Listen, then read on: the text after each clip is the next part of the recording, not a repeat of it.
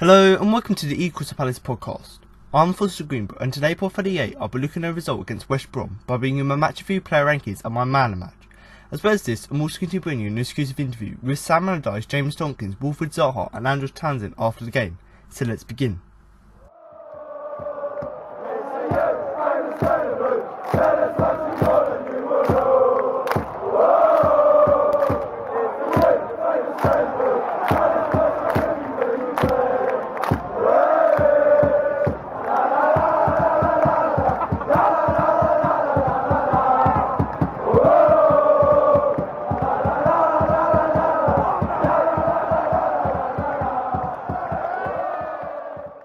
Palace's wing duo of Zaha and Andrew Townsend scored two superb, wonderful solo goals to secure a 2-0 victory at West Bromwich Albion and give the Eagles survival hopes some real momentum. The second half strikes from the widemen, which saw some individual brilliance come from the four, secured a well-deserved 3 points for Sam Allardyce's side, who clinched consecutively victories for the first time since September. After some direct running by Zaha led to the opener on 55 minutes, a magnificent solo effort by Townsend, which started 80 yards from his own goal, which dispatched to seal what could potentially be a crucial win in the battle to avoid the drop, as well as being the third clean sheet from the last 5 matches. Two unchanged teams came into the game off the back of 2 narrow victories, and with both managers intent of keeping things tight at the back. The first half was unsurprisingly an affair that wouldn't live long in the memory, but one that the Eagles enjoyed the better of. Tony Pulis's Albion side came into the game boasting the division's best record at scoring from set pieces. However, it would be Palace who nearly did that via that method on 17 minutes, when Yohan Cabaye's outswinging corner was firmly met by the head of Christian Benteke, but Chris Brunt was well positioned to head it off the goal line to safety. The Baggies though showed that they were equally capable of producing some threatening deliveries into the area, and only some last-ditch brave defended by Mamadou Sakho and the inability of their attackers to pounce on the opportunities begging to be tucked away ensured that Wayne Hennessy remained untroubled for the first 45 minutes. The only other attempt on note saw Brunt smash an ambitious side-footed volley high into the stand from the edge of the area, as both teams entered the interval with their clean sheets intact. And after play resumed, Nasser Chadli followed suit after he'd been cleverly picked out by Brunt from the other corner. But on 55 minutes, the game's first clear-cut chance led to a deserved opener for the visitors. A racking pass by Cabaye from inside the Baggies' half found Zaha on the left flank, who chested the ball down into space and managed to escape past Brunt. And just before he was closed down by Craig Dawson, the winger lashed the ball into the bottom corner with unerring accuracy, leaving Ben Foster with no chance to send the hordes of travelling Eagles fans wild. With his confidence sky high, Zaha then embarked on a fine direct run from the halfway line that saw him go past a couple of defenders before Foster smothered the danger, but the rebound fell to Jason Puncheon, whose goal-bound effort deflected wide into the side nettings. However, the following attack would have consequences, as Patrick Van Aanholt was stretchered off with a foot injury after he had shot wide. Both managers made some tactical tweaks as the second half developed, but Allardyce's men continued to look more dangerous, and had a great chance to double their lead with 10 minutes remaining, when a side rule pass by Luka Milivojevic allowed Townsend to get one-on-one with Forster, but the goalkeeper got down low and made a crucial stop to keep his team in the game. But their hopes of getting anything from the game were dead with 6 minutes to go, thanks to some individual brilliance from Andrew Townsend. The winger dispossessed Jonathan Lecco 25 yards from his own box and proceeded to shrug off the youngster, allowing him to close on goal in similar fashion to Zaha's opening. However, he went one better by producing some magic stepovers to bamboozle Gareth McCauley, allowing him the yards that he needed to blast the ball via a slight deflection to steal Palace's first Premier League win at the Hawthorns, but crucially a massive 3 points.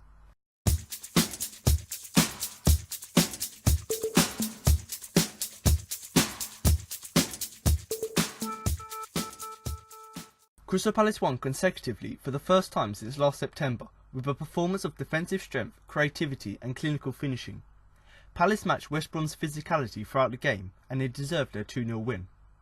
Now for some positives from the game. Sam Allardyce will be delighted with the clean sheet. The manager has drilled the importance of defending into a side that was pauperous for much of the season, with each player doing their bit to keep West Brom at bay. Tony Pulis's side just couldn't find their rhythm. Palace's wing play was excellent throughout the game, not only because of the goals scored, but because of their ability to take pressure off the defence. Now for some negatives from the game. After months of there being little to be positive about, this performance has very few negatives. If there is one area that does disappoint, it's that Christian Benteke hasn't scored since January the 31st. The striker's performances have deserved a goal.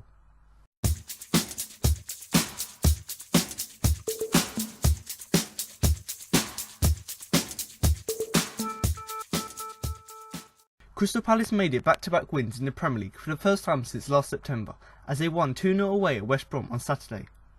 Goals from Wilfried Zaha and Townsend settled the contest in the Eagles' favour, with an unchanged Palace side moving out of the relegation zone as they made it 6 points from 6 in the last 2 games. But what do we learn from the game? Here are 5 things. Number 1. Super Sakho. Have Liverpool made a mistake by letting the big Frenchman go? He put in another brilliant display at the Hawthorn, showing bravery and determination to keep the Baggies out in the first half. There was no getting past him. He even tackled referee Mark Jones in the second half. Number 2. Benteke's frustration continues. The big Belgium striker endured another frustrating afternoon in front of goal, as it became 1 goal in his last 12 Premier League games. He did have an effort cleared off the line in the first half, but his frustration was clear to see as he was booked for descent towards the end of the half. Number 3. Zaha on fire again. The game was crying out for a moment of quality after a fairly drab first half, and Wilfried Zaha provided it, chesting down Yohan Kabai's crossfield ball and slamming it home into the bottom corner. And he nearly made it 2-0 moments later with a burst into the box, only to be denied by Ben Foster. Number 4. Talk of the town. What a run and what a goal from S1E38 Townsend. He stole the ball off Jonathan Lecco on the edge of the Palace 18-yard box, shrugged him off and then surged forward and beat Gareth McCauley before firing home low past Forster. It was a superb goal by the winger and sealed the 3 points for the Eagles. And number 5. Pleased as punch. Is Jason Puncheon a lucky charm for Crystal Palace? He's been in the team for every victory in the Premier League since the Eagles returned to the top flight 4 years ago, and now he has been captain for back-to-back wins.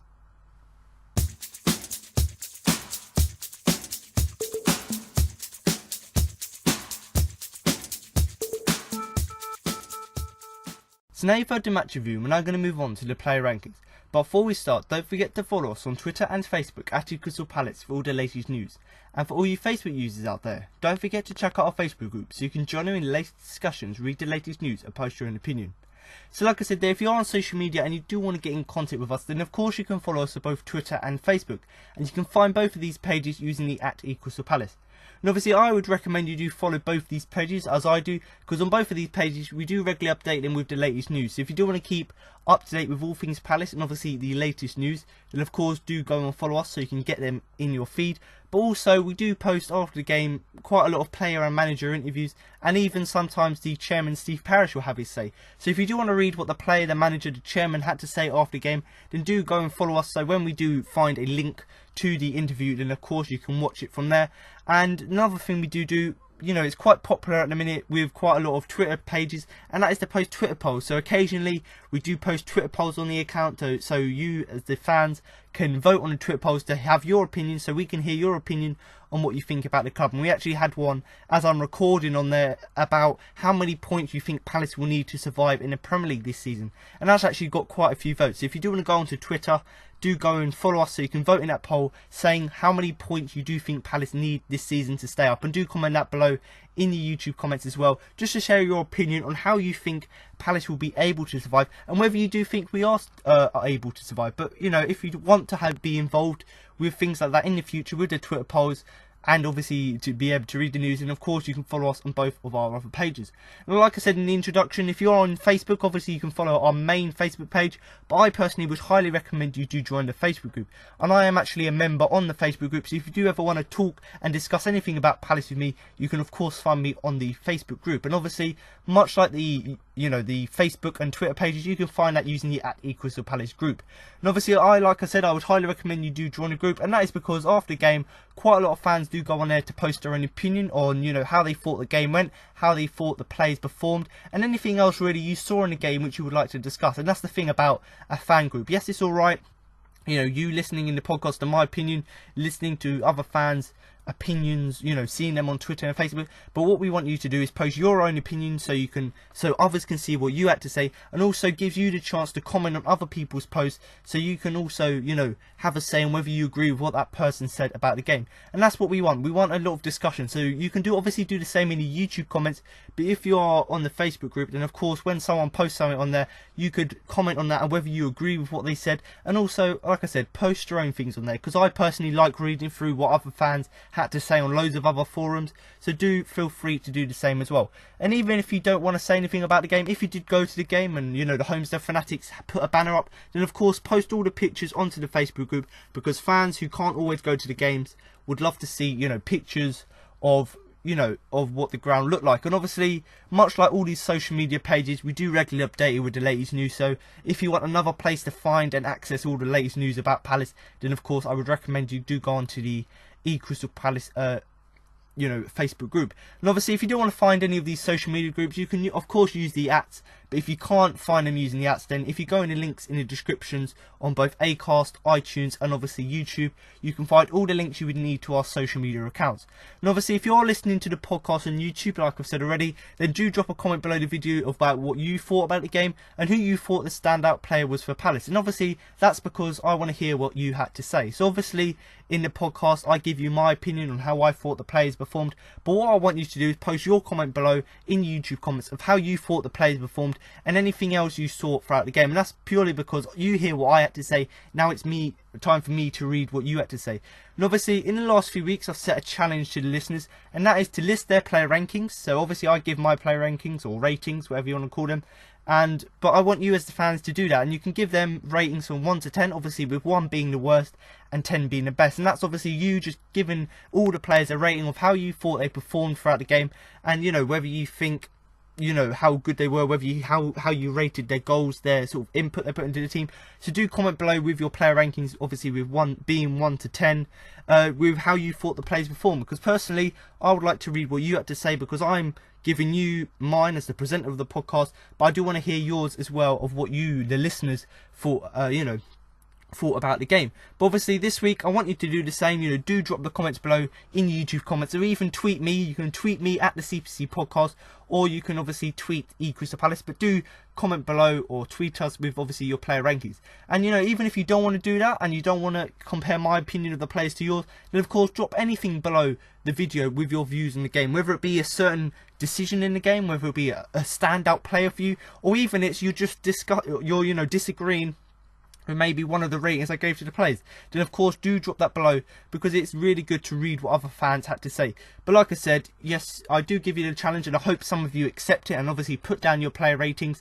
But even if you don't want to do that, then comment below with your thoughts on the game and obviously the man of the match. But obviously, like I said at the beginning, if you do want to keep up to date with all things Palace, then of course you can find all of our links to our social media pages in the description below. But now to move on to the player rankings. Starting in goal with Wayne Hennessy, who I'm going to give a 7. Made an error in the first half with a dropped cross, but spent the majority of the match claiming crosses with confidence. Didn't have a great number of saves to make either. So obviously Wayne Hennessy here, I've given him a 7 because once again it was a very good game from him. And although he didn't really have much to do throughout the game, he kept a second consecutive clean sheet, so you could say it was a pretty good game from him, and that's why I've given him the 7. Now of course, much like all the players, yes, they can have really fantastic games, and sometimes there's bits to, you know, a few little things to scrutinise them on. And with Wayne Hennessy, he did make a slight error in the first half where he went to claim a cross, he did drop it, but obviously because our defence was so good and so solid throughout this game, it didn't punish us. But, you know, once he made that error, he didn't make any errors like he's done in past games. Once he'd done that error, he improved as the game went on, and obviously ultimately got the reward of a clean sheet. But like I said, he made that error in the first half, but then the rest of the game, the rest of the match, he was claiming all the crosses with confidence. He had to make a few saves, he got down low, he positioned himself very well, and that is credit to him. And the fact that we kept 2 consecutive clean sheets is going to really build up his confidence, and actually, considering he improved as the game went on, hopefully that can be an asset to us in the weeks going forward. And obviously, like I said, yes, he made the error, yes, he grew better as the game went on, but really, much like the game last week against Middlesbrough, he wasn't really tested and he didn't really have to make a great number of saves. So yes, you've got to credit him for the clean sheet, like I said, the second consecutive clean sheet, and yes, you've got to, you know, congratulate him on, you know, finally getting his confidence back to be able to claim crosses. But, you know, he didn't really have that much to do. But the thing is, unlike the Middlesbrough game, West Brom, yes, they didn't have as many shots as they would have liked, but they still had a few more shots and a few more chances than what Middlesbrough had last week. But because Wayne Hennessy once again stayed strong, kept the clean sheet, made a few decent saves here and there, that's obviously why I've given him the 7, as opposed to the 6 I gave him last week, where yes, he kept a clean sheet and was pretty good, but he didn't really have to do much in the game. Whereas in this game, he didn't really have that much to do, but when he did have a little bit to do, he obviously done it pretty well. But certainly, his confidence we're starting to see is slowly growing up and growing, and hopefully it'll become stronger as the season goes on. And the fact that he's now claiming crosses where he hasn't been doing that before, and that's been a surprise considering how tall he is, but he's certainly now improving the way he claims crosses. If he can carry on doing that and making himself big to make saves, I certainly can see him being an important asset to the team. And the fact that Steve Mandonda's now, you know, fully fit, he's in training now, you know, I don't see why he couldn't get back into the squad, because he was pretty decent before he got injured. But the fact that Hennessy's performing well, it shows that he clearly wants to keep his place in the side, and hopefully if he can carry on like this and keep a few more clean sheets, then I don't see why he has to come in. Even though, you know, you may say statistically that Steve's a better goalkeeper, you know, if Hennessy's got the confidence and he's got the ability, then of course I don't see why he has to be dropped. Obviously, moving on now to the back four we started the game with, and I'm going to start with the left back, Puncheon Van Aanholt, who I'm going to give a 7. Provides a great attacking option, but also does his defensive duties well. So obviously Puncheon Van Aanholt, I've given him a 7. There isn't really much to say about his game, because it was an all-round good performance from the whole team.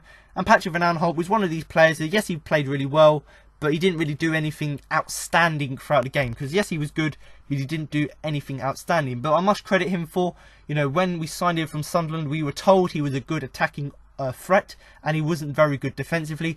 But in this game, he showed us the best of both worlds. You know, he was a fantastic attacking option down that left, linking up well with Townsend, with Zaha, whoever was on that wing. He would run, try and do overlaps to get into the area, tried to put a few decent crosses in, and he'd done the job that was needed of him from that perspective. And also from a defensive, you know, perspective, Sunderland fans said he wasn't very good, but in this game, when he had to go back and defend, he'd done that very well. He'd done his all best to sort of stick his foot out when he had to block crosses. He tried to intercept passes, tried to, you know, run at players or put pressure on players, so they got less room to run into. So we've done everything right from an attacking perspective and also a defensive perspective, and that's why I've given him a 7, because much like Hennessy, he had a very decent game, but he didn't do anything outstanding, which other players have done, and I'll go on to talk about some of them players. And actually, towards the end of the game, he was having a pretty decent game, but tried to have a shot in the edge of the area. Once again, talking about his great attacking ability. He got injured, he sort of twisted his ankle, obviously went off on the stretcher because he couldn't walk on it, but, you know, it meant that Slup came on. Slup done a perfectly good job, and, you know, we were worrying the fact that he's gone off on a stretcher, he can't walk on it.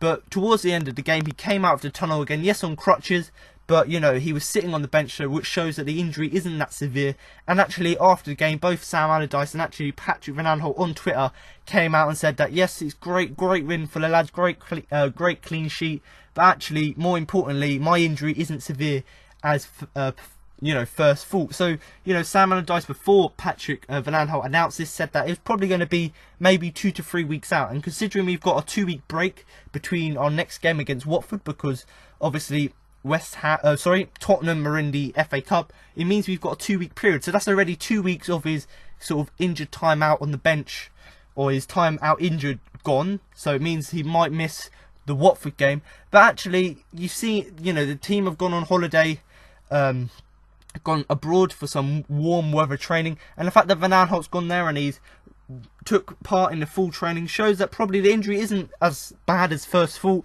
But, you know, they're going to take it carefully, and hopefully the fact that Sam Allardyce likes to, you know, go through thoroughly the fitness of players to make sure that they're not injured, I'm sure that that process he goes through will make sure that Van Aanholt's injury is fully healed when it goes to, you know, when it comes to it. And even if he does miss the the Watford game, you know, I'm sure that if Slup comes in, Slup will do a fantastic job, because much like Van Aanholt, they both provide a good attacking threat and also a defensive job as well. But more crucially, yes, he had a fantastic game, but, you know, it's credit to him, and the fact that when he went off, Slup came on, made a perfectly good impact. But once again, it showed that he was such a crucial player to the team, and luckily for us, his injury isn't as bad as first thought, because at the end of the day, he's a very crucial player to the team, and it did look like a really bad injury because he had to get stretchered off. But luckily for us, it was only a twisted ankle, and he'll be back in the next few weeks. But certainly, I think a 7's a fair result from him. Once again, like the game last week, although he didn't score a goal this week, he once again provided a good attacking option, and obviously done the defensive job well as well. So obviously moving on now to the first centre-back, and that is our loanee from Liverpool, Mamadou Sakho, who I'm going to give a 9. The first time I've given a 9 in quite a few weeks. An outstanding defensive performance. Took the physical challenge of Simon and Rondon and won. So obviously Mamadou Sakho here, I've given him a 7 because it was an absolutely fantastic performance from the rock in the defence of, Mamadou Sakho. Now, and in terms of how defensive performance goes, obviously it's nice to keep clean sheets, but Mamadou Sakho did more than that. Yes, he kept a clean sheet, and it's the second one in consecutive league matches that we've kept clean sheets, and the fact that he's played both of them. But the fact that he was just outstanding all round, so his ball playing skills were good, his defensive skills were good, his blocks, his interceptions, all of them were good, and obviously it just is a credit to him really. And I've talked about this with quite a few people on Twitter, I know, that if we do end up staying up in league, which I'm really hoping to, and if we do carry on this form and with this momentum, I'm sure we can hopefully do it. But the thing is, Mamadou Sakho, he isn't really in favour at Liverpool, and Jurgen Klopp has made it perfectly clear that he doesn't want to play Sakho. If we do stay up, we should definitely throw maybe 20 million, what Liverpool are asking, on Mamadou Sakho, because certainly he's a quality player, and by the sounds of it, the fact that he took selfies with the players after the game, the fact that he was clapping all the away fans, I'm sure that he's liking his life at Palace, and hopefully, because we've got quite a lot of French speaking players, hopefully that would make him want to stay. And even if we stay up, I do hope that he's probably the first signing we make, because 20 million for a pretty reasonably young centre back at the age of 26 who's got really good quality, I don't see why you couldn't put him on there. And obviously, playing in defence, you've got to try and mark your players, and his main job was to stop Sunderland Rondon from scoring, and obviously because we kept a clean sheet, he didn't. And actually, Rondon, he scored against us at the beginning of the season. He is a very good player, and certainly he's proved that this season. But actually, Mamadou Sakho and James Tompkins as well, who I'm going to talk about, both of these guys were immense and managed to stop his attack, and actually he didn't really have that much threat throughout the game, and that's a credit to all of the defence as a whole, but mainly the two central players in Tompkins and Sakho, because obviously they kept him quiet, and because they kept him quiet, it meant that West Brom only had one shot on target out of the whole game, and that just shows how much we restricted West Brom in the game. And the word or the phrase I used to describe it was we out Pulis, because Pulis is one of these managers who's very defensively strong and maybe not as good from an attacking perspective, but actually, we matched him. We were very good, solid, but we went on the counter-attack whenever West Brom tried to go forward, and obviously that's when we scored. So once again, tactics working well for us. But Mamadou Sakho, I've given him a 9. It was a fantastic performance from him. Like I said, if we do stay up, we need to chuck money at him, but there isn't really any words to describe it, because it was an absolutely immense, outstanding performance. And do comment below with a word you want to use to describe Sakho, because yeah, he's a fantastic player, and I don't see why Liverpool, considering they've got all these defensive problems, I don't see why they don't want to use him.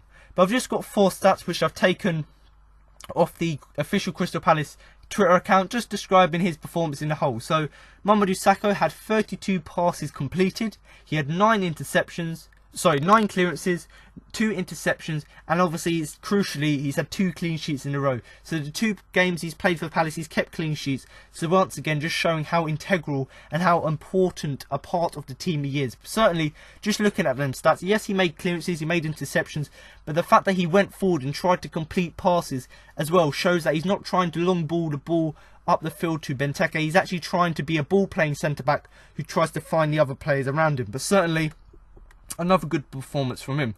Obviously, moving on to his partner, James Tompkins, who done a very good job next to him, who I'm going to give an 8. Unexpectedly chosen as Sakho's defensive partner ahead of Scott Dan, and in putting in the kind of performance that I expected of him when he was signed for from West Ham. So to James Tompkins here, I've given him an 8, because much like Sakho, it was a very good performance. And there was quite a lot of debate before the game about what the lineup will be, and most people said stick with a winning lineup, and ultimately that's what Sam Allardyce did. He stuck with the lineup that won last week against Middlesbrough. And actually, the main surprise really is the fact that James Tompkins started ahead of Scott Dan, because Scott Dan was back to full fitness and probably would have gone back into the side as being the captain. But the fact that we've got the new captain in Jason Puncheon meant that probably Dan doesn't crucially have to be in the side now, and because James Tompkins done a good job against Sakho last week and they formed a good partnership, it meant that Sakho got the nod ahead. And although it was unexpected, I personally think it was a good decision, because these two players worked really well together, and obviously they both done a really good job defensively. And actually James Tompkins got recognised in the WhoScored.com Premier League Team of the Week. So, you know, out of all the Premier League centre-backs, he got rated the best. So that just shows it's a credit to him about his performance. And although I personally would have put Sakho in there instead of Tompkins, the fact that Tompkins made more, I think he made more interceptions and clearances than Sakho, is a credit to him because he was fantastic and he fully deserves being in the Team of the Week. But, you know, it was very surprising that he was chosen to be in Dan. But actually, this was a performance that when we signed him from West Ham, we knew he was a quality centre-back. Obviously, he's been at West Ham all of his life. He's been in the Premier League, been in the Championship. He's had the experience of playing at top level. And this was probably the first match where he's probably the best match he's had for Palace. This was sort of the performance we expected off of him. So obviously, off the back of him coming from West Ham, having that experience, we expected him to put in this sort of kind of performance every week. And although he's done it in some games, other games he hasn't, and he's obviously had his injuries. But this game, certainly, when we signed him, this was the sort of performance we expected of him. And obviously, this is the kind of performance we got. But certainly, there isn't really much more to say about him because we kept a clean sheet, the second in a row. Him and Sakho were immense at the back, and it's a credit to both of them how that partnership has kept 2 consecutive clean sheets. And if they can carry on doing this, then I don't see why we can carry on pushing up the table, because this is a really, you know, when Sam Allardyce sets up a team, it's all about setting up the defence, and if he can get the defence right, then of course it will help us going forward this season, obviously, to keep more clean sheets. But certainly a good performance from him. Now to move on to the final player of our back four, and that is the right back Joe Ward, who I'm going to give a 7. Really didn't have too much to do against the tepid Nacer Chadli, but when he was called into action he done what was required. So obviously Joe Ward here, I've given him a 7 because his performance was much like the performance of the whole defence in being solid, but also much like the one of Van Aanholt, where he didn't have a fantastic game, but an outstanding game. He had a brilliant game because he'd done what was expected of him. And considering that, you know, it was a bit of an off day for West Brom, they weren't really clicking, they weren't really playing that well together. You know, Nacer Chadli on his day is a fantastic player for West Brom, and he's proved that quite a lot this season. But the fact that he was having an off game meant that Joe Ward didn't really have to do much, and because Nacer Chadli wasn't really a threat, Joe Ward didn't really do much within the game. But much like Van Aanholt did, playing on the left, you know, when he was called into action, when he had to go back and defend to get crosses out, when he had to try and go forward to try and connect up the play on the counter-attack, he done that all very well. And that's the thing, what you want with players, you know, sometimes players may go missing in games where the fact that they're not always involved, but you know, what you want of a player is to be in the correct mindset. So when a pass is put to them, or when a cross is put to them, or when, you know, they're called upon to do something, you want them to be able to do it. And obviously Joe Ward done that, because although he wasn't fantastic throughout the game, he wasn't spectacular, he'd done all these brilliant tackles and things like that. When he was called upon, he done what was expected of him, and obviously that's why he had a good game. But certainly I think a 7's a fair result from him because he kept a clean sheet. I think he was crucial to that in the fact that, you know, he put in that defensive performance. And actually he's been credited, much like James Tompkins, he's also in the Premier League Team of the Week based on WhoScored.com stats. And so that's a credit to him, the fact that he's got into that Team of the Week. And actually this weekend he's been voted, you know, the best right back in the league. So, you know, once again showing how much of a great performance he had, the fact that he can be up there with some of the best players in the league for this game week. But certainly the fact that, you know, he didn't have that much influence, the fact that he's been in the Team of the Week, just shows you how crucial his defensive work was. But certainly a 7 I personally think is a fair result for him. Obviously now moving on to the defensive minded midfielder in our sort of midfield 3, or midfield, yeah, let's call it a midfield 3, and that is Luka Milivojevic, who I'm going to give a 7. The heart of Palace's midfield gives both Yohan Cabaye and Jason Puncheon the time and space to operate, and he covers his defenders superbly too. Nearly got an assist with an excellent pass to Andros Townsend. So Luka here, you know, before going to talk about him, you know, I did say before sort of the formation we were playing. And actually looking back at the formation, it was probably something more like a 4-1-4-1 formation. So obviously you've got your back four, then you've got your defensive midfielder, who in this case was Luka Milivojevic. Then you've got your sort of midfield 4 you've got your 2 wingers, and obviously you've got your 2 sort of attacking cams, and obviously you've got your striker up front. And some people may debate about it. Maybe it was a 4-3-3 with sort of one midfielder playing deep, the other 2 playing attacking, with obviously the 3 up front with the striker and the 2 wingers. But whatever way you look at it, you know, we had, you know, your two wingers, your striker, and obviously you had two attacking midfielders, as well as having Luka playing the very deep role, just giving that bit of protection to the back four. And the word I use to describe it, and I know quite a lot of people have, is the heart of Palace's midfield. So the fact that he was right in the middle of the field, he was right in the centre of the team. He was, yes, providing the attackers going forward, but crucially he was giving that protection to the back four. And because he can do that on his own, because, you know, he doesn't need a partner to help him with that defensive work, it means the likes of Zaha and Jason Puncheon don't have to worry about doing defensive jobs anymore, because they've got given more time and space, because Luka covers the defensive work for them. It means that these guys can go forward and try and create opportunities. And the fact that that was evident in this game, because we were so dominant, is because all of these players kept attacking going forward, because obviously Luka allowed them to do this. And the fact that, you know, he doesn't need a partner, but the fact that he does all of this work means that we can have more control of the game, because we've got more players, and obviously the players have got more time to create stuff for the team. And, you know, yes, he takes that responsibility of Cabaye and Puncheon. You know, he still covers the defenders as well. So that's the main thing, really. You know, since Jedinak left, and I don't want to keep going back to Jedinak, but Jedinak, when he left, yes, we lost the leader in the dressing room, but we also lost that rock in the defence, that heart of the midfield. And obviously, what Jedinak was known for, not for his passing ability, not necessarily for his shooting ability, but because of his defensive work. The fact that when a player runs at him, he won't let them go past, and he'd be that rock. And that's what Luka's given to the side. The fact that Luka just sort of runs around in front of the back four. When West Brom attack, they have to get through Luka before they even get to the back four, and that extra cover gives the defence more time to recover, or it stops the ball getting to them and just gives them that extra protection as well. But, you know, although he's playing defensive throughout the game, when he had to go forward, he done that on a few occasions. And the fact that when, I believe it was when Zaha scored his goal, he was actually quite far forward. So if, you know, Zaha, instead of taking the shot, he could have chested it down and crossed it in, maybe Luka could have got on the end of that. And I believe it was Luka and Benteke and maybe Townsend were in the box. But, you know, that's just showing that, yes, when he sees the right opportunity, he'll go forward and try and get, you know, opportunities for his club. And the fact that when he was at Olympiacos, he had scored, I think it was 12 or 13 goals in about as many games in the start of the season, just shows that, yes, he can do a defensive job, but also he can do that offensive job as well. And the fact that Olympiacos they've lost 3 games out of their last 5 since he's left, just shows how much of a crucial player he is for them in the Greek league.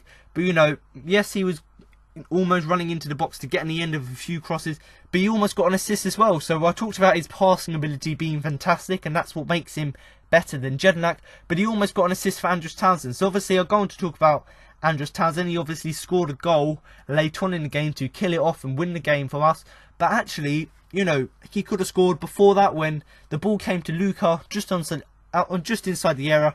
It was almost like a one-touch pass, passed it into Townsend. Townsend got on the end of it, onside, had a shot, but obviously the goalkeeper made a save. So, you know, once again, yes, you know, Townsend, he had a little bit of time, he had very little time to think about it, so all he could do was put the shot straight at the goalkeeper. But actually, the fact that Luke was able to find a pass like that is actually credit to his, not only his sort of physical ability, but the fact that he's got the mental ability to be able to find that space or to find that area to obviously pass the ball into. But once again, from our new signing, he hasn't disappointed by, you know, once again putting in a fantastic performance from us. And hopefully, like I've said already, he'll be a crucial player for us. And, you know, we've seen him bang a few free kicks in training. Maybe if he has a free kick, you know, in the next few games, maybe he could bang a free kick and get a goal. But certainly his sort of defensive mindfulness, let's say, he gives to the side is certainly a benefit to us and is helping us, I think, in my opinion, to obviously move on this season. Obviously, moving on now to his partner, his midfield partner, and that is actually Zaha and Cabaye, who I'm going to give an 8. With Milivojevic doing the defensive work, Cabaye had been freed up to do the transitional work. His pass to Wilfried Zaha for the goal was impeccable. So obviously, Zaha and Cabaye here, I've given him an 8 because it was an absolutely outstanding performance. So I talked about players like Hennessy, you know, Ward, you know, all of these players sort of had alright performances. They had great performances, but it wasn't outstanding. But Zaha and Cabaye, I've given him an 8 because it was an absolutely outstanding performance. And I talked about it with Luka already. Because Luka was doing the defensive work, it meant that Cabaye and Puncheon could go further forward, and that meant that Cabaye was in his element. You know, when he was at Newcastle, he was there at a cam, he was doing their attacking work, and, you know, that's what he's good at. You know, he's good at shooting, he's good at passing, and in this game he showed that. You know, his pass to Wilfried Zaha was just absolutely phenomenal. You know, he picked the ball up just inside West Brom's half. He ran it from our half into their half. Fantastic crossfield ball from almost the halfway line through to Zaha on the box. Zaha chested it down, had a shot. Fantastic assist, only his second assist of the season, but certainly once again showing, you know, actually, no, it's 2 assists in 2 games for him. So once again, showing how good he is from that perspective. But that pass was absolutely fantastic, and we need to see more of that from him, because we know how good he is. You know, when we signed him, he was the record signing for the club. When we signed him, he had a very good reputation. And yes, he showed that with the first few games he played for Palace. But, you know, the start of this season, he sort of dipped in form. Hasn't been fantastic. But in this game, if he can carry on putting balls like that into the box, trying to put passes and things like that into the area, then of course I don't see why he can be even more crucial than he's been to our side. Because that pass to Wilfried Zaha was, I don't even know how to describe it. Do comment below with how you want to describe that pass, but I just think it was an absolutely fantastic pass. You know, the fact that he got the exact dip on it, he got the weight on it, he got the position of it as well. You know, Zaha, he saw Zaha on the box, he got it exactly to Zaha's feet. Zaha took one touch because it was such a good pass, and obviously scored from that. So, you know, it was a fantastic performance from him. You know, there isn't really much more to say, because that pass was fantastic. His offensive work overall and his sort of transitional work, getting the ball from the defence to the attack, all of that in the game was fantastic. And hopefully, like I said, with Luka doing that more defensive work, it can allow the likes of Puncheon and Cabaye to push further forward, so they can create more opportunities, not hopefully, you know, score a few more goals. Because Cabaye, he's got 2 or 3 goals this season already, but I certainly think he's got the quality to get more. But certainly an 8, I think, is a very good performance from him, and, you know, much like the other players, he is a hot contender for the Man of the Match award. Obviously, moving on now to his midfield partner, and that is obviously Jason Puncheon, who I'm going to give a 7. Another captain's performance from Puncheon. Worked his way up and down the pitch excellently, whilst also keeping the team focused with his constant instruction. So obviously Jason Puncheon here, he was given the captain's armband again, with Scott down on the bench, and once again he led the team to victory. And, you know, I must say, I personally think it's a good decision by Sam Allardyce to make Jason Puncheon the captain. Not only because he's very vocal on the pitch, but because he's a local lad. So yes, you know, Scott Dan, in my opinion, he is a very vocal player, and he is a very good captain, in my opinion. He's got that leadership skills.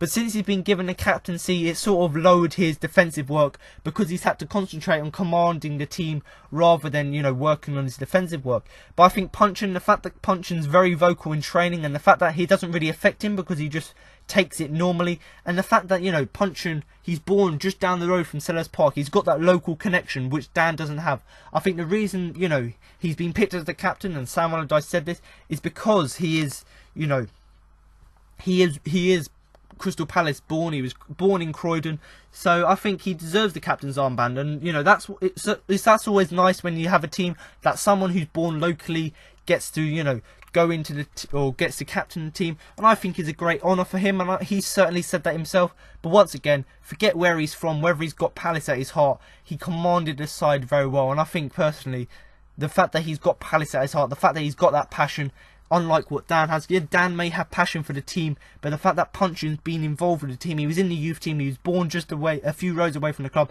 he's got that little bit more passion and fire to obviously help him do that captain's performance. But once again, he done fantastic. And, you know, I talked about Milivojevic doing the work, doing that defensive work. That meant that Puncheon and Cabaye could go forward. Jason Puncheon, fantastic ability. He's got his pace back, he's got his fitness back up, so he was going forward quite a lot. And when he had to go back and defend, because obviously West Brom were putting a lot of pressure on us, we were able to deal with that, because, you know, Puncheon could get that balance between going forward and working his way up the pitch. He'd done that excellently, you know, getting up and obviously getting down the pitch. But the main thing, really, I've said this already, you know, he's got Palace at his heart, he's Palace through and through. You know, he is one of our own, as the song says. But certainly, you know, he done a fantastic job of obviously captaining the side, doing a good offensive job. But, you know, he kept the team focused, and that's the thing. You know, we see with videos, you know, when the club release videos of the training sessions before matches, you always see that Puncheon's talking to the players, commanding them. He's always putting his arm around the young players just to sort of encourage them, to try and give them some advice. this sort of passion, this sort of instruction is what you want from a captain. And the fact that Puncheon's doing it week in, week out in training is just showing how much of a good player he is, how much of a good leader he is, the fact that he's always speaking. And that certainly was quite crucial on the pitch, the fact that he made sure that all the players knew where they had to go on the pitch. He made sure that when a refereeing decision went wrong, he made sure the players, he dealt with it and all the players moved on and moved away from it. And also the thing that I really liked is, you know, after the game he made sure that every single player on the field from the bench, they all went over to clap the away support. And that's just showing how much of a good captain he is, the fact that he appreciates the fan support and he wants all of the other players to support them. And that's what we want from players. We want all of them to go over and clap us and appreciate our support. And the fact that Puncheon, you know, made sure they went over there is a credit to him. The fact that he wants to keep up that sort of team ethos within the team. But once again, a 7 from him, a fantastic performance from the captain. And if Scott Dann doesn't get back into the side, I don't see why we shouldn't carry on with Jason Puncheon as the captain, because so far, so good from him. Obviously, he's got a 100% win record as the captain for the club. Obviously, moving on now to the winger, let's say the front three made up of Wilfried Zaha, Christian Benteke and Andros Townsend. Now, obviously, neither of them were playing on the same wing, or neither of them were playing on designated wings throughout the game, because they do like to switch quite a lot. But Wilfried Zaha predominantly played on the left side, and obviously that's where he scored the goal. But I am actually going to give Wilfried Zaha an 8. The winger's goal was a superb hit, but his work rate, despite being double marked, was a real highlight from the game. So obviously Wilfried Zaha, I've given him an 8, because once again it was a fantastic performance from him. And you know, I've given him an 8. He's going to be one of the nominations for the Man of Match award. So do listen on to the end of the podcast, because I am going to credit him for his effort he put in the game. And obviously I talked about, you know, Kabai's pass to Zaha. Yes, the pass was good, you know, or fantastic as I used to describe it. You know, the fact that he could get the ball just inside West Brom's half, chip it over directly to where Zaha wants it. Zaha, lovely first touch, controls it with one foot, and then shoots with the other into the bottom corner. Fantastically superb taken goal. The fact that he got the awareness to get on the end of the cross and to get into a position where he's got the room and time to control the ball. The fact that he can control the ball, and the fact that he controlled the ball and then put it onto the other foot and striked it in. And that's something that's improved with Zaha this season.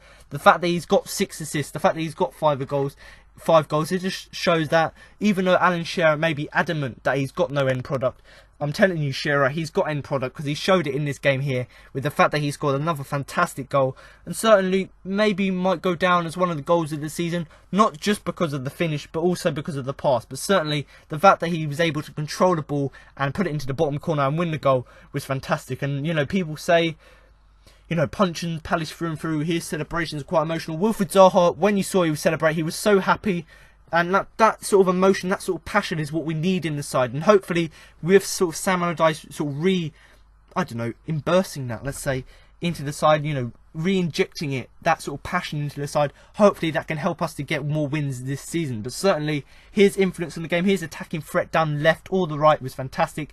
And to be honest, for most of the game, Tony Pulis knows how good Wilfried Zaha is, because although he knows how good he is, he never wanted to sign him, and that's why Tony Pulis left. But certainly, you know, Wilfried Zaha, fantastic player, and that's why he was double marked throughout the game. But he's still, although he scored the goal, let's get rid of the goal, his work rate was fantastic, and because he was being double marked, he had to put in more effort to try and get past him, try and put crosses in. But that was the real highlight from the game, the fact that he had that effort, that work rate to get past players, and obviously that skill and that crossing ability, that shooting ability to go on and get the end product. And certainly, you know, there are a lot of clubs interested in buying him, but I think if we do stay up this season, it will be down to, obviously as a team, a collective effort, but Wilfried Zaha will certainly go down as one of the players of the season for his influence, for his sort of goals and assists he's given to us. But if he can carry on doing this, he'll be a huge asset to the side. And the fact that he loves the club so much is what I personally think propelling him forward. You know, the fact that he's got the passion, he wants to get goals, and you see by the celebration how much passion there was. But certainly, you know, fantastically taken goal from him, lovely control from the Kabai cross. But, you know, his work rate really was the main highlight, you know, other than the goal. Obviously, moving on now to the striker, Christian Benteke, who's actually come in for quite a lot of criticism of late. But I personally think he had a pretty decent game, and that's why I'm going to give him a 7. Had a chance cleared off the line in the first half, denying a goal which had been richly deserved. So obviously Christian Benteke here, the reason I say he's been given a lot of criticism, and that's the only reason he's done that, is because he hasn't scored a goal in 12 games. But to be honest, his performances have definitely warranted a goal, because since Sam Allardyce has come in, his sort of last maybe 5 games, his work rate, his sort of ability, his willingness to actually get involved with play, his willingness to actually put a little bit more movement up front, that sort of effort he's putting in deserves a goal, because he's certainly getting in the right places, but he's not necessarily getting supplied as he deserved. But, you know, people have criticised him because he's been lazy, I say. People have said because he isn't getting on the end of crosses too much, he isn't getting involved with play. But in this game, he done nothing wrong, in my opinion. You know, yes, he didn't score and he got a bit frustrated, but the fact that he's got the frustration shows how much passion he's got for the side, in the fact that he wants to get goals, he wants to help the team. But certainly, you know, he had that header cleared off the line. Had that gone in, we would have been 1-0 up in the first half, in the first few minutes, and he would have got his other goal. But to be honest, that goal, he would have deserved that goal, because he's put in all the effort in the last few weeks. He's running into play, getting involved now. He's putting passes out wide to try and get involved. He's trying to get on the end of the crosses. But at the end of the day, Sam Allardyce is changing the style a little bit more.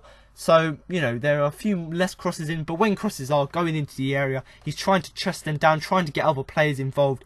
And ultimately, that's what you want from him. And, you know, people call him lazy, but the fact that he's got the ability to, and the physicality to chest down the ball, get other players involved, is what I like to see. But certainly, a good performance from him. You know, some may not agree with giving him a 7, but do comment below with what you think. But I certainly think, you know, a 7 for him is a pretty fair result, considering how good he's been in the last few weeks. You know, getting involved with play, you know, trying to get more involved, trying to have a little bit more movement in this game. And, you know, I don't think he deserves the criticism he gets, because although people say, oh, he's a £30 million striker, he certainly proved that with the goals he scored this season. You know, for Palace this season, he scored 11. I personally think maybe he could score 3 or 4 more goals before the end of the season, and certainly we could say you're well worth the money. But certainly a good performance from him. Hopefully he can get another goal in the next few weeks. Obviously, moving on now to the final player of the team, and that is Andros Townsend. Obviously scored the second goal, which killed the game dead, and obviously I am going to give him an 8. Another outstanding performance from the winger. The goal, which saw him run the whole length of the pitch, showed just how much fitter the side is now. He was a constant attacking threat, but his defensive work was also notable. So obviously Andros Townsend here, I've given him an 8, because much like Zaha, he was a fantastic attacking threat throughout the game. But before going to talk about how attacking or how good he was offensively, his goal was absolutely fantastic. His performance as a whole was outstanding, but his goal was even better. Now obviously, if you haven't seen the highlights already, his goal was absolutely fantastic. So obviously, West Brom brought on a young winger. I believe he was 17, Sakho. They brought him on just to sort of try and get something from the game, a little bit more pace. And he put a cross into the area and he got deflected out. And obviously Sakho got the ball back again. But Andros Townsend saw he was there, managed to, because he was young, managed to get the ball off him quite easily, dispossess him. Andros Townsend went on a run from just outside our own penalty area, had a run, managed to, by the time he got to about the halfway line, managed to muscle out Sakho. Sakho fell over, so he was sort of, it was one, I think it was 2-on-1 because Zaha was there. It was 2-on-3, I believe it was, of the defenders. So, you know, Townsend, he stopped because he didn't want to mess it up. So he stopped, he looked where the players were, he saw there was space down the middle. So he carried on running into the box, done a few step overs to get into the box, a few spaces, got past his defender, so ran the left hand side, took a shot. Yes, it took a slight deflection, but that goal was fantastic. The fact that he ran the whole length of the pitch from our penalty area to their goal line to put the ball in was an absolutely fantastic goal. And Sam Allardyce said after the game that it's probably going to be the goal of the season. And certainly with the time, or in the time that Sam Allardyce has been at the club, that's probably the goal of the season. The fact that he ran the length of the pitch was fantastic, and the fact that he got that little bit of skill to outmuscle Sakho, to a few step over skills to get past the defender and put that, you know, shot into the bottom corner. And, you know, he came out after the game and said, you know, yeah, I'm really happy to score the goal and to get the clean sheet. But to be honest, it's more important for me, you know, I've been very disappointed with the way I've performed over the last 6 months, but I'm happy to get my second goal of the season, and I certainly am as well. And it's quite good to have honest sort of interviews from the players after the game, because certainly we knew he had the quality, but under Pardew he didn't really have that. He weren't really performing, but under Sam Allardyce he seems to have rejuvenated his performance, and obviously Townsend has played so much better. But once again, this game was outstanding from him. The goal was absolutely fantastic. The fact that he ran the whole length of the pitch, and that's just credit to Sam Allardyce really. The fact that he's got the side to be much fitter, they've been more physical, they've actually improved their fitness levels, and that's probably because the way that Sam Allardyce is trained probably doesn't have as much strain on the players, but it gets the organisation in the team without tiring the team, and that's what Alan Pardew did. Alan Pardew went very, very physical, very, very hard in training, which meant when it came to game day, the players were quite tired, and they wouldn't been able to do a run like that when Pardew was the manager. But because Allardyce has got this little bit different approach, let's say, to training, it means that all the players go into the game quite fresh, fully fit, and obviously the fact that he had that energy meant he could run the whole length of the pitch. And you could see how tired he was after the game, because as soon as he scored the goal, he went to lay on the floor to get his breath back, because he literally ran the whole length of the pitch. But it is a credit to him, the fact that he had that defensive work to get the ball away, and the fact that he's got that skill to get into the area. But, you know, much like Zaha, aside from the goal, he was a fantastic attacking threat, and that's why I've given him an 8. And also his defensive work. So Zaha wasn't really as prominent defensively as he's been in past games, but obviously because you've got the defence playing so well, you don't really need that. But, you know, Andros Townsend, when he had to go back defensively, he done his defensive duties, and that is notable. The fact that, yes, he's very good offensively, but when he has to do defensive work, he goes back and tracks back as well. But certainly, I think an 8 is a fair result from him. Obviously, for that goal of the season, obviously there are a few nominations, but certainly that is up there with one of them. You know, I personally think he deserves that, and obviously he is on the man of the match shortlist. And surprisingly enough, although he did score that goal of the season, let's call it, he didn't go into any of the team of the weeks with the likes of Ward and Tompkins. But, you know, although he didn't get that credit, I'm sure come the end of the season, he'll certainly be put up for the goal of the season. But an 8 from him for an outstanding performance, but also for the brilliant goal. So obviously moving on now to the 3 substitutions: Jeffrey Slupp, Scott Dann and James McArthur. So James McArthur, Scott Dann, I'm not really going to give them many ratings because they weren't really on the pitch long enough. You know, Scott Dann was only called onto action for Cabaye. Obviously Cabaye got booked, I believe, early on in the game, so you don't want to chance him, so you just bring on Scott Dann just to get that little bit more defensive strength, because Cabaye was playing offensive. And the fact that West Brom brought on another striker, we sort of matched that and brought on another defender just to counteract that. And when he was called into action, he'd done a pretty decent job.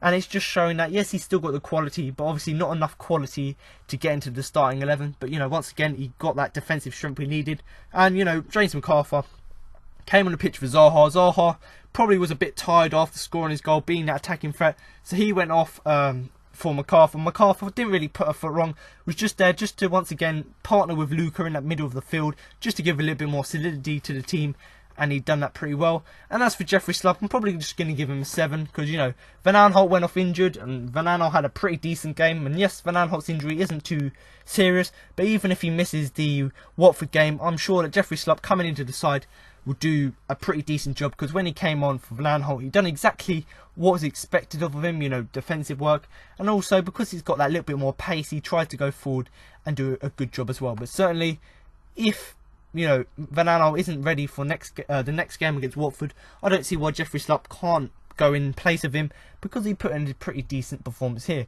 And obviously, just to sort of summarise the game, you know, I've said as a fan, I'm absolutely delighted with the clean sheet. You know, 2 consecutive clean sheets for the first time, or 2 consecutive clean sheets and 2 consecutive wins for the first time since September. It's a very happy feeling. We haven't had that feeling for ages, but hopefully this can be the turning point, let's say, to kick on our season, because we've proved it now what we can do against pretty good teams, because West Brom have been pretty good this season.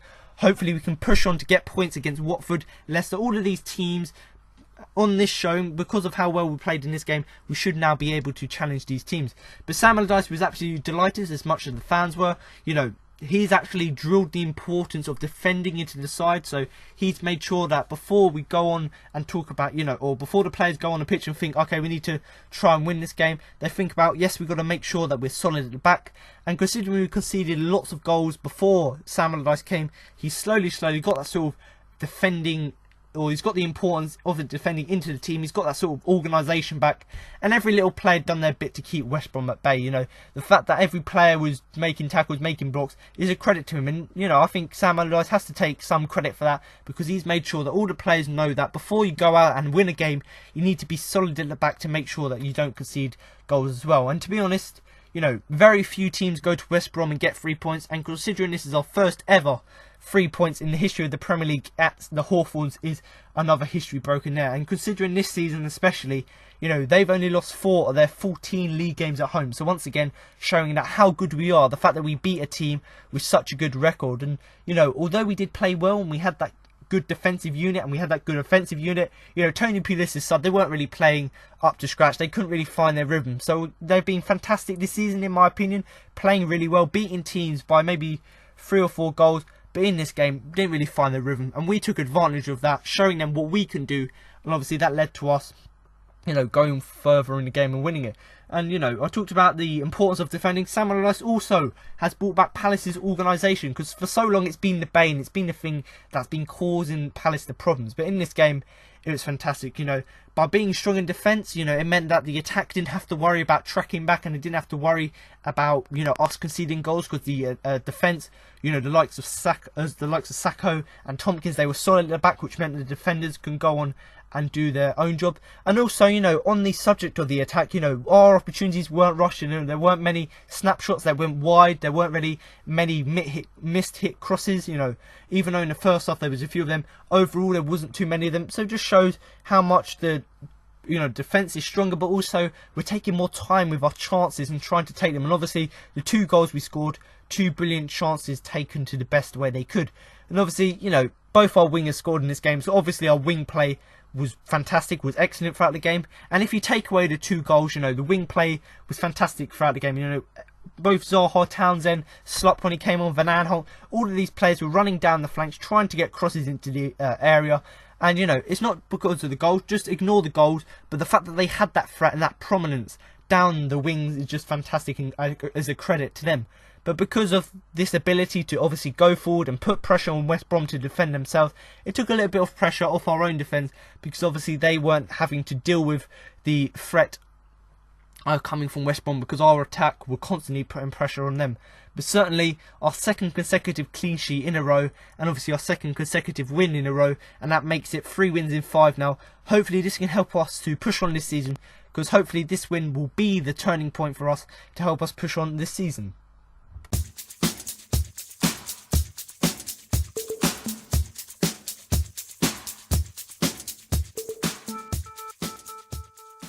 So now to move on to the Man of the Match award. But before I do that and give you my Man of the Match and who I thought had the biggest influence in the game, I'm now going to give you the results of my Twitter poll.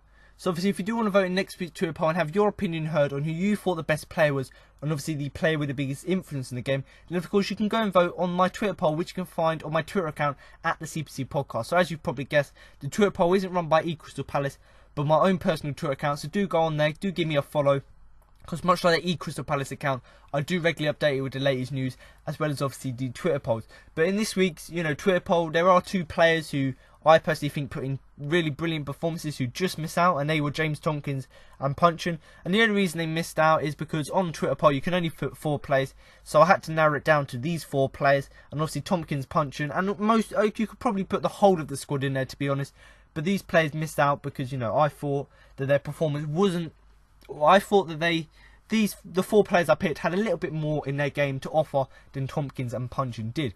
But the 4 players I chose were Mamadou Sakho, Yohan Cabaye, Andros Townsend and Wilfried Zaha. So Sakho, Cabaye, Townsend and Zaha. So I might as well start by reading you the Twitter poll. So in last place with 5% of the votes was Yohan Cabaye. Closely followed up with 15% of the votes, that was Wilfried Zaha. Second place and runner-up in this week's Twitter poll with 18% of the votes was Andros Townsend, which means the winner of this week's Twitter poll for the game against West Brom with an outstanding, pretty decent 62% of votes was Mamadou Sakho. So congratulations, Mamadou. You don't get a trophy or certificate, but you do get my sincere congratulations on what was a very, very solid performance from you once again. And as I said in the player ratings, you know, I read through your stats. The stats were fantastic, and if you can carry on being that solid, being that rock at the back of the defence for our games going forward, you will certainly be, you know, an asset to the side. But just to go through why I've put all these players on, obviously, like I said, Tompkins, Puncheon miss out, but, you know, I thought these players done a little bit more. You know, Mamadou Sakho, it was just an outstanding all-round defensive performance. That's why I've put him on there. He was a rock. You know, Yohan Cabaye, he done very good transitional work, so linking up the defence to the midfield, to obviously the attack. You know, his pass to Wilfried Zaha as well is just worth being on the shortlist. The fact that he was able to get a crossfield ball and get it to Zaha to score, that was fantastic. And, you know, it was just an impeccable and fantastic performance as well from Cabaye in general. Obviously, Andros Townsend playing on the wing, it was another outstanding performance from him, much like the rest of the team. But his goal, you know, it saw him run the whole length of the pitch, probably the goal of the season. You know, the fact that he ran the whole length of the pitch, had the few step overs, had that little bit of skill, is a credit to him, and just shows how good he is. And obviously Wilfried Zaha as well, playing on the other wing to Andros Townsend.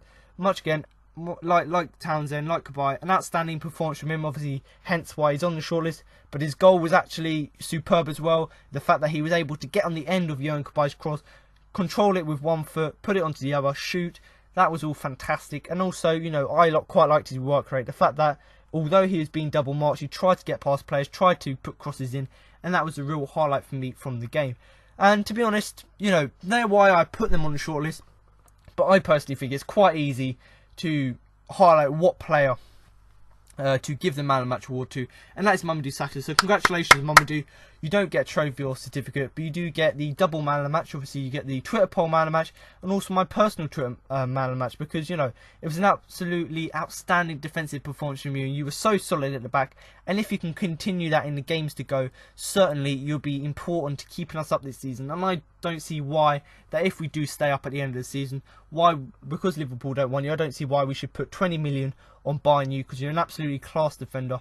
And if you can carry on being that solid, being that rock, then I don't see why you could help us to push on this season, and especially if you do stay next season, obviously next season. But certainly all of the squad did have pretty decent performances. Obviously these 4 players, and obviously Tompkins, Puncheon, these stood out for me more so than some of the other players. But certainly a brilliant performance from the whole team. But, you know, once again, if we can carry on this standard against Watford, hopefully we can get a result there.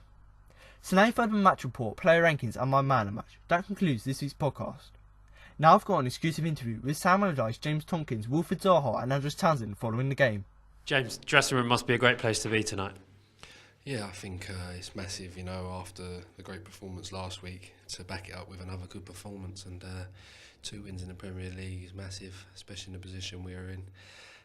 Hopefully it gets us out of a little bit, but you know, rest assured it's going to be still hard, fight right to the end of the season. But you know, it's just nice. You know, 2 wins is just so big for us, and 6 points, you know, it's massive. Back-to-back clean sheets as well, forming quite a nice little partnership with Sakho. Yeah, no, you know, Amo's come in and he's nice to play alongside because he's so chilled and calm, and you know, it's just nice to sort of play alongside that. And he's been brilliant since he's been in. It's just a joy to play with him, and you know, I'm enjoying my time playing with him. I think we're learning from each other still. You know, we've only played twice together, so hopefully we can keep going away with it. Do you feel like you're playing some of your best stuff since you've been here as well? Yeah, I think the last few games, for sure. I feel like I've played well today again. You know, I was a bit ill, obviously, Friday. You know, I was probably touch and go a little bit for the game, but you know, it's just so big to keep clean sheets in the Premier League, and that's one thing the manager's always been big on, even when he was at West Ham. He's always been big on it, and he's not changed one bit. And you know, he's trying to keep as solid as we can. And you know, we've got goals in attack within you know, the front 3, especially. So you know, it's nice. Obviously, the two lads have got the goals today as well. Nice for Andros, especially. You know, he played well today. Yeah, 2 great goals as well. Wilf's first, and then Andros, who pretty much took it from defence. Yeah, no, Andros works really hard. You can tell the effort he puts in, and Wilf, I'm sure the Palace fans have seen that for years now, what he can do. But it's nice for them both to play so well today, and you know, massive for us to get them 2 goals. And 2 weeks off now, chance to just get back on the training ground, and well, the little trip away first, but back on the training ground and work hard. Yeah, no, for sure. It's nice to sort of get some sun in our legs, and you know, get that recovery time in. We're not relaxing. We want to keep the run going. Obviously, I think Watford at home, I think, in a few weeks, and that's another big game for us. And you know, on the run we're going, there's no reason why we can't go and get a good result there. Wolf, congratulations, back-to-back victories. You must be happy. Yeah, I'm buzzing for the whole team, buzzing for the fans, because obviously through everything we've gone through recently, they've still supported us day in, day out. So I'm just buzzing in general, and I'm buzzing I managed to score as well. So yeah, I'm happy. Yeah, talk us through your goal. It was great, not just the finish, the movement first to lose the defender. We've been working on that in training, and obviously as a winger, I've tried to work on my movement as well to get on the ball. So obviously we all know Yo can find you anywhere, so we managed to find me. So I just tried to stay composed and get a good contact on the ball. And the other goal as well, Andros, so much energy from him today. Yeah, That's ridiculous. He's literally a machine. Like, I was watching him thinking, I literally need to keep up with this guy, because in case he crosses it or something, so I was just chasing after him, but he just kept on running, and great finish at the end as well. Great defensive performance as well. Sakho was a bit of a machine as well today, even tackling the referee. Yeah, he's a rock at the back, and the thing is, he's so solid, and at the same time, he's so composed. So it's like, any movement you do, he'll pass it to you, basically. It's not just a punt up front, 50-50 ball. It's like, if you make the movement, he'll make an angle to attempt to pass it, and it's massive for us, because it lets us play more and get into the game more. So yeah, it's changed a lot for us. And how great is it, these two victories? Because we talked about the fear factor earlier in the season, you know, when we were getting in the lead and then conceding late goals. Do you think this will go a long way to, you know, letting everyone forget about the early part of the season? Yeah, because obviously now we're way more solid. I feel like we've just gone back to the basics. Like, you do the basics right, then the rest just follows, really. And it seems like we're doing the basics right. Now all we got to do is just climb back up the table. Andros, just tell us your emotions right now. Massive relief. I think it was probably perfect away day performance. We knew it was going to be difficult. I think the aim was to keep it a 0-0, and the minimum we get out of it is a point. And if we can hit them on the counter, that'll be perfect. And we followed that to a T, and we're delighted with the 3 points to follow up the 3 points last Saturday. And now we're moving in the right direction. Yeah, there seemed to be so much desire and two picture book goals, really, wasn't it? Yeah, I think, to be honest, it's been coming. We've been putting some fantastic work in on the training ground, and it was only a matter of time before that showed on the pitch. And I think you could see today, in the last 20-25 minutes, that's where we won the game. We had the better of them, and it's a fantastic result away from home against a team that's 8th in the table, and we're delighted. You've taken more points away from home than at home this season. Why do you think that is? I'm not sure. I think we know our home form has not been great. We had a fantastic win last week, and then it's important to back it up. We haven't done that too often. We beat Bournemouth 2-0 away and then lost to Sunderland 4-0 the next game. So back-to-back wins is massive in this league, and hopefully it's taken us further clear of the drop, and hopefully we can continue it. Finally, your back-to-back wins, as you mentioned, but back-to-back clean sheets as well. What has that done for your survival bid? Yeah, I think it's massive. I think the manager's trying, on the training pitch, try to make us more resolute as a team. Not only the defence, but the attacking three. It all starts from us with our press. And like I said, it was only a matter of time before we did start picking up clean sheets. It takes time for the manager's philosophies and his work on the training pitch to show on the pitch. But it's showing now, and long may it continue. Sam, back-to-back victories, back-to-back clean sheets, and a dominant performance from your side. Yes, and I mean, and the delight about this one is the quality of both goals today. I suppose I can feel sorry for our fans because they're at the wrong end for them. Because had they seen them at the right end for them, they would have been dreaming about that. But they can all watch it on Match of the Day, I'm sure, when they get home, or tomorrow when it's on Goals on Sunday. So, but for me, you know, the performance overall was the key element to this victory. The containment of West Brom team who've been very, very good at home this season, and then the quality of the two goals, and of course Andros has pulled out one of the best goals you'll see this season, if not the best. And it reminded me of Giggsy all them years ago, if anybody hasn't seen it, when he scored for Man United in the FA Cup at Old Trafford, and it was that good. It was that longer run, beat that many players. Finally put it in the back of the net, and I thought we were going to have to run on with a stretcher and the oxygen mask. He'd ran that far. But it was so important, that goal, to finish West Brom off. And that really did finish him off, and deservedly so. It wasn't just for the goal that he was running around. I mean, he had so much energy for the whole game. Do you think that kind of performance embodies what you're trying to get out of the players? Absolutely. I think everybody has been asked to work harder since I've been here. The freedom mentally is beginning to allow them to do that. Because I talked about the fear before, a few weeks before, and we're now clearing the mind, and these lads are making much better decisions now, and much better choices, and that's bringing them the opportunity to release themselves, and they're running around without them knowing it much better, Because if I said to them 3 or 4 weeks ago, do you think you're running about more than 3 or 4 weeks ago? They'd be thinking they're running around less now than they were then, because of the pressure. And obviously now that pressure is relieving, and they're running around and doing the job and enjoying themselves a little bit more, and don't realise how much work they've put into this game, and particularly Andros today. And at the back, defended well as a team, but it looks like a good partnership there between Tompkins and Sakho. Oh, Tompkins, yeah, Sakho, 2 of them outstanding today. You know, there's no doubt about that, what a difference they've made. And obviously, if Demo and Scott are listening to me, you know, that's, you know, they're going to go, oh dear, what's happening? But that's the squad, that's what happens. This is what happens to you. You've got to get out of trouble, and you buy new players who you think have made a difference, and they drag the other players on. And I think today both those 2 players were solid and didn't give West Brom a sniff in front of goal, and it helped us go out and win the game today, like I said. And finally, 2 weeks off now, a chance to get even fitter. Yes, I think that and certainly getting out of this goddamn weather. I mean, it's been miserable for so long, so cold, wet, freezing when we're getting outside, and we can go and train in 24, 25, 26 degrees, and then the lads after can enjoy their own company, chill out on the beach, you know, and when we come back, hopefully we're ready to get better than what we performed today.